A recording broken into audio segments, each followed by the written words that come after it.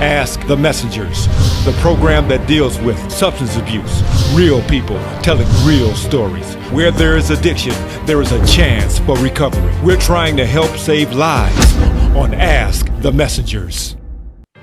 Did you know Congress declared March 1987 as the first official Women's History Month? On this episode of the Ask the Messengers TV show, we want to end the month of March with an episode that celebrates women who defied the odds, defeated their own personal demons, and took that first step to serenity. March is one of many months that nationally honors women for their accomplishments and stellar achievements. This show is about substance abuse, recovery, education, and prevention over those things that bind us. Shedding light through the testimonies of those who found their own way out of darkness into that marvelous light. In this episode, we present to you a few real women who shared their real stories of how they overcame everything that was meant to destroy them. The Ask the Messengers TV show begins now.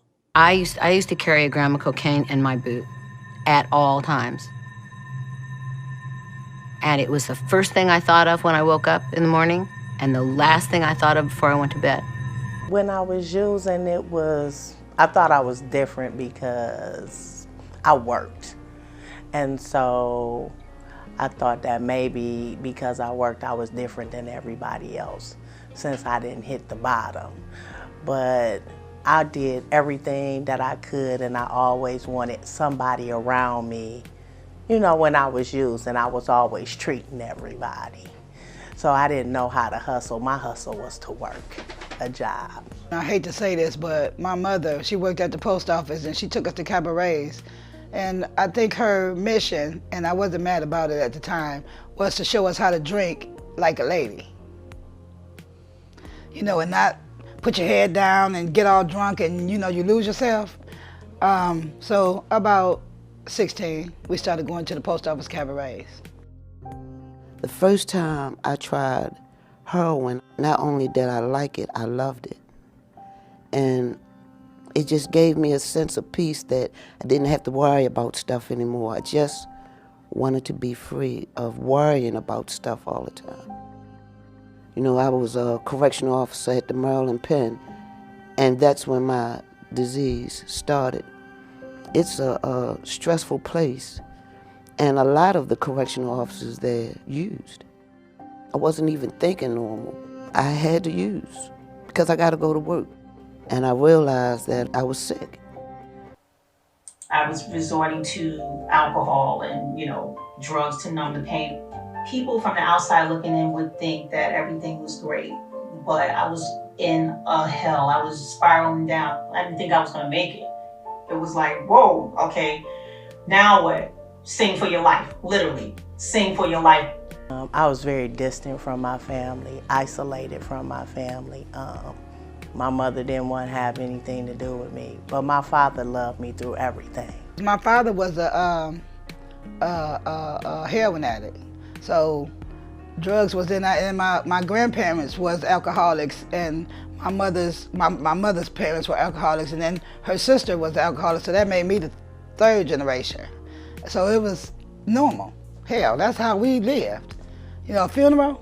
Well, funeral, you can always look for it after the funeral. There's gonna be some drinking and some fighting going on. That's just how it was in our family. But the drugs was just my father.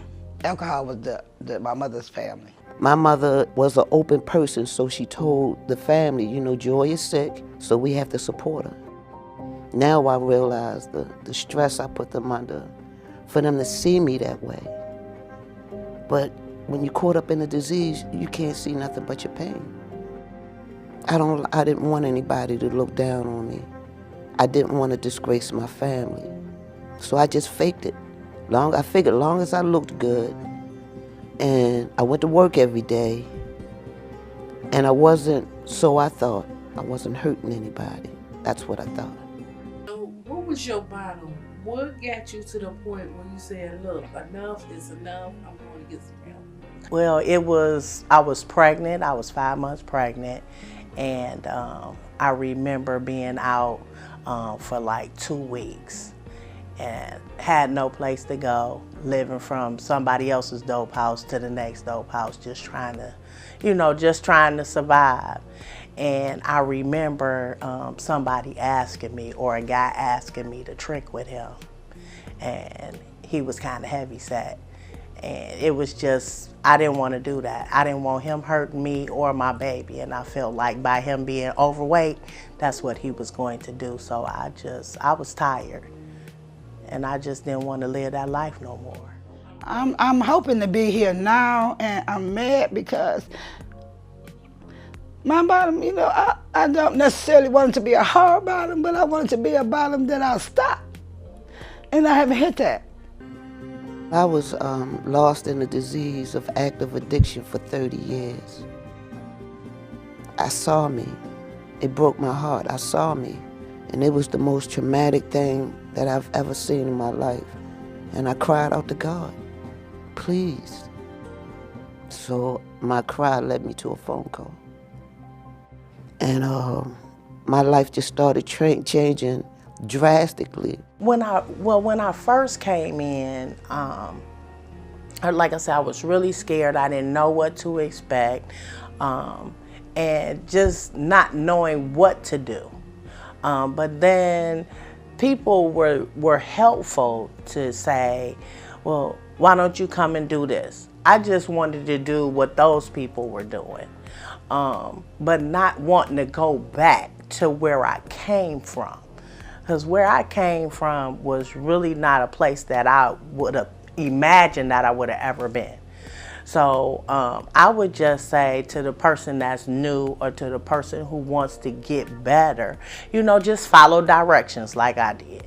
We follow directions or the suggestions that they give us in order for us to get better. Sometimes it's hard to take direction when you're used to doing what you want to do. But when you've messed your life up and people have found a way to do something different, I would suggest just following that suggestion.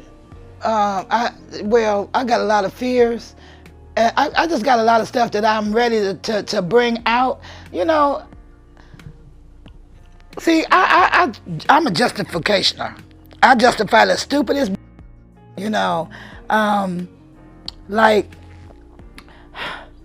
I just don't think it should be this hard. And I know I'm making it hard, by bucking the system. That's what I do. That's what I always done. And I want to change that. I've been praying. I've been writing with something I didn't do. I read something last week that I wrote 3 years ago that is so awesome. I'm like, what you supposed to be writing? I got to do something different to get a different result. And so I'm trying to do it all different, not just some different. I need it all different, everything. I want to change my friends and the fellowship who I hang out with. I want to change it all. I say I'm free all the time from the disease of addiction because I'm free to choose. I didn't have a choice when I was using. And I'm free to make my dreams come true. See, I'm truly free today. I'm free to love because now I'm learning how to do it because I didn't know how to before. So, it's not the sky's the limit, the sky and beyond. Stay tuned for more as we continue to honor women for their courage to share their experience, strength, and hope. Hi, my name is Artesia Washington, and I'd like to welcome you to Irvine Newer Rehab, where we help you reach your goals of rehabilitation. So you ask, why choose Irvine? Now here at Irvine, we offer physical therapy, occupational therapy, speech and language pathology, counseling, aquatic therapy, and massage therapy. And we help build you back to your previous level of functioning. Give us a call, 248-415-2500, www.irvineneurorehab.com. Hi, my name is Brenda Owens. I work at Greenfield Hair Collection, and I love doing hair. I've been doing it for almost 30 years now, actually. And I do a little bit of everything. This style right here is a pin curl. This is my weekly client, Lenise, short and sassy. She just got a fresh haircut last week. The name of the salon is Greenfield Hair Collection. We're located on Greenfield between Outer Drive and Curtis. I'm on the second level. My name is Brenda. My phone number is 313-729-8194. Give me a call. I love what I do. I'm Wayne County Treasurer Eric Sabri, encouraging all taxpayers to please take advantage of the several payment options available. You can pay online by visiting the Wayne County Treasurer's Office website. Paying online is easy and convenient. You can also download the mobile app and pay with your smartphone. You can pay at one of 70 kiosks located throughout Wayne County. And yes, you can always still send in your payments using the U.S. Postal Service.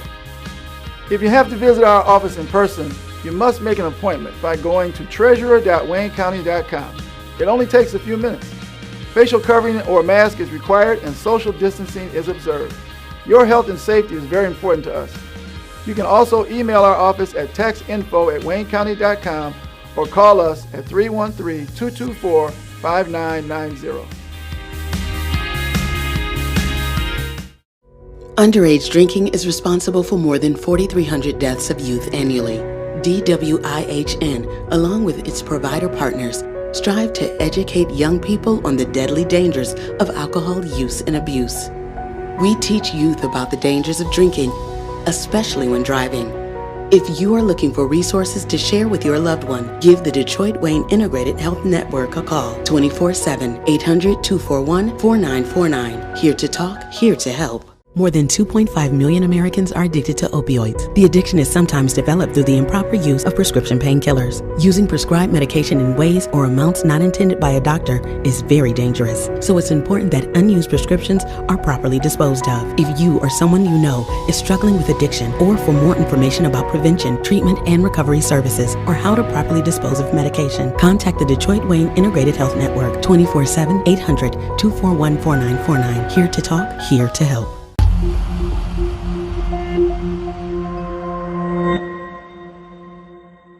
Many women find that the support of a 12-step program or other support groups are exactly what they need to live a life free of drugs and alcohol. Yes, women do recover, and here are more of their stories. The power of addiction is so strong, and people don't realize how many people you hurt while you're doing it. You know, your whole family suffers from it, and it's not just you suffering. You got all your loved ones, and I'm just so very grateful that, you know, the Lord has gave me a second chance. I was in a relationship with a guy that had never struggled with drugs, and I had a little boy too in the midst of that, and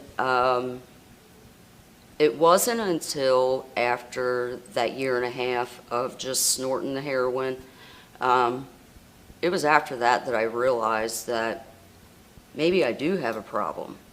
I had started seeing how things were spiraling, and this 20-something year thing of pain pill use, then you mesh in the heroin, then anything else that I could get my hands on that would take me out of my head, you know. So at that time that I also realized that I had a problem, I really didn't do anything about it. I, except for kept using, kept spiraling. Everybody else had the problem, not Christy. I was still a functioning addict, took care of my son every day. I may not have been doing exactly the right thing, but you know, at that time I couldn't see it. So I was definitely present, but I wasn't present.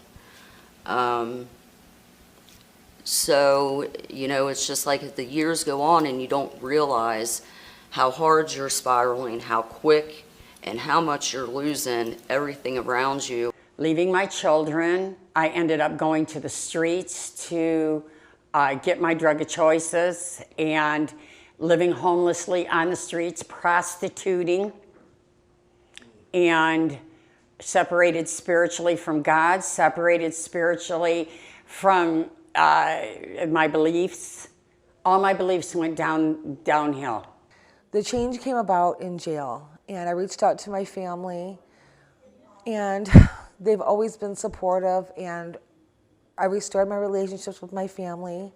I told them that instead of being, a verbal apology like I've done over and over, on and off through the years, that I would make a living amends, and I would work a different program. I would not stop until I got it and the change settled in, and it's happened. I lost my kids behind it. My mother passed away during my drug usage. When I found out about it, I was out shoplifting to support my habit. Came home one day and a best friend of mine told me that my mother, she told a friend of mine thinking that the friend would be able to tell me, but she took it worse than what I did. So I asked my friend what was wrong with her, and she told me, come here. She said, B, come here. And I walked on her porch, and she told me, she said, your mom passed away. And I'm like, what? She said, your mom passed away. My mother lived in another county, and I lived here. All I could think about was going to see my mother. I kept on saying that I was going to go check on her because I wanted her to know that I was okay. But deep in my heart, I knew that my mother knew that I was using. But I just wanted to let her know that I was all right. Physically, I guess. I don't know. Was it physically or mentally? That I was still around. But by the time I got ready to do it, it was too late. I could not get my life together. I put myself into a psychiatric ward time and time again, trying to kill myself just because I wanted it all to end. And I was the one who started it every single time. The psychiatric wards kept me sober for a little bit. And then I met my fiance, and him being sober was a really great start in my life. And I really thought that I was going to do it this time. I had everything that I thought that I'd wanted. My family was still supporting me. My family still loved me. Everything was just falling into place. And I really thought that I could do it this time. I ended up pregnant with my daughter. And then I really thought things were about to change. I really thought, a kid, this is it. Life is going to change. Nothing will ever be the same. I'm going to give this all up for my child because this is all I've ever wanted. Well, I gave birth to my child. She was a little early. I had complications. And shortly thereafter, I just didn't think I was enough. I couldn't stay up long enough to take care of her. I wanted to be a super mom, and I couldn't be a super mom. And the only way that I knew that I could be a super mom was opiates. So I slowly started using opiates again. But when that happened, I was able to stay up and clean and take care of my daughter the way that I wanted to, the way that I thought that I should. And that was a big deal to me because family, like I said before, was everything to me. I wanted to be the mom that my mom was to me, running around, cleaning, cooking, taking us to softball, taking us to basketball, taking us to all the sports that we went to. And that's what I wanted to be for Ellie and my fiance. And I ended up pregnant again and having a miscarriage. And when that happened, I kind of lost my mind. Well, I lost my mind. I ended up going downtown. I got a tester, and I snorted it, and I overdosed and died with my 1-year-old daughter in the car. She was 15 months, and my choice was taken away from me. It was the first time ever during my addiction that I don't remember the choice to live. I don't remember the drive, and that for me is a very scary thing. Like, that is at least 30 minutes of my life that I do not remember, and I had my daughter in the back seat driving.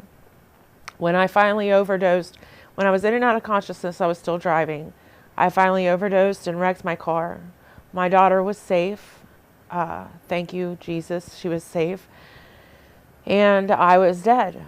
An officer administered Narcan, and he didn't think he had got me breathing again. They covered me with a tarp and proceeded to call my family and tell them that I was gone. And finally, the EMTs showed up and were able to get an IV and Narcaned me 4 more times and got a heartbeat. There I was taken to the hospital, and then I went to jail. This time, it was painful. There was no bargaining anymore. I felt like I just wanted to lay there, and whatever happened, it happened because I deserved it. We'll be right back with more of Ask the Messengers. If you or someone you know is battling with any type of cancer, you need to read the book by Laverne Moore Slaughter, God Encounters Are Real. In her book, she tells how through prayer and faith, God healed her and set her free from stomach cancer. For more information and to get your copy, visit www.encountersarereal.net.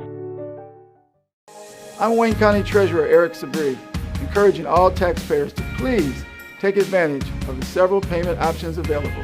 If you have to visit our office in person, you must make an appointment by going to treasurer.waynecounty.com. It only takes a few minutes.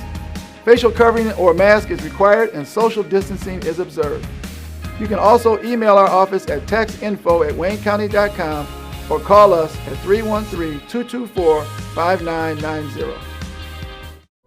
Underage drinking is responsible for more than 4,300 deaths of youth annually.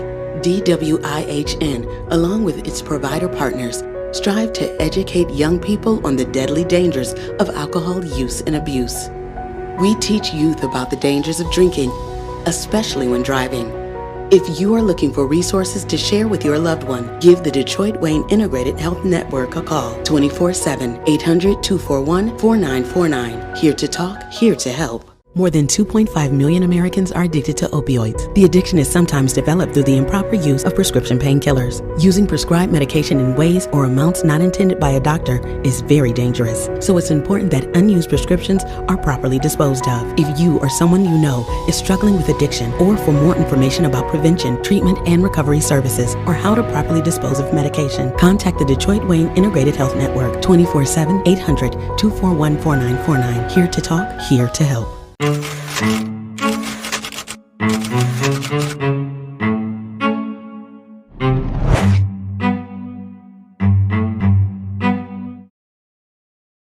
I first got introduced to opiates when I was like 14 years old. The first prescription drug that I remember taking of an opioid would be Vicodin.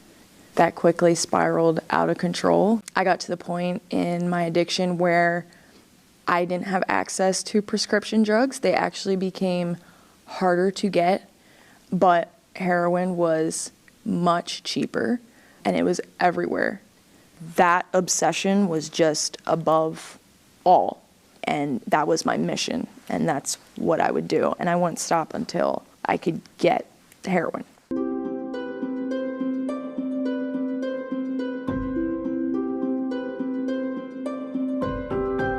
Each person in recovery, I feel, is just a little notch in the huge, it's just something amazing that's happening.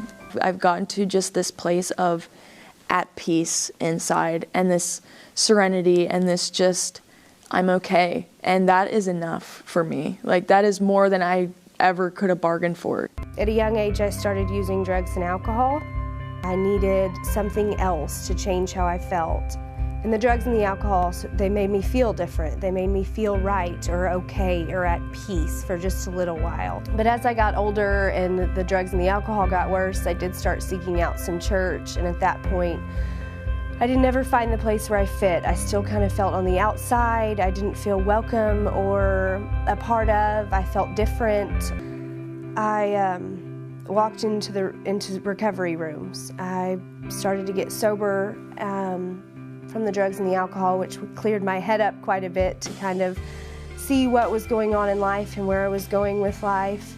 My belief in my spirituality, my strength that I get from God, because I don't have it with just me, has grown immensely, and life has gotten tremendously better. It's changed and evolved into something that I never thought I would be able to have. I'm able to deal with life on life's terms with God, and with the support of my family and the church and my friends. In my experience with the church and with spirituality and with seeking, that if you seek God, God will always provide and always be there for you. From street walker to street reporter, that's my story.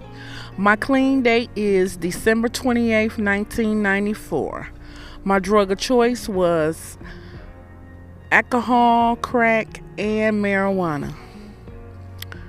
I have not found it necessary to use no mind mood altering chemical from that day to this day.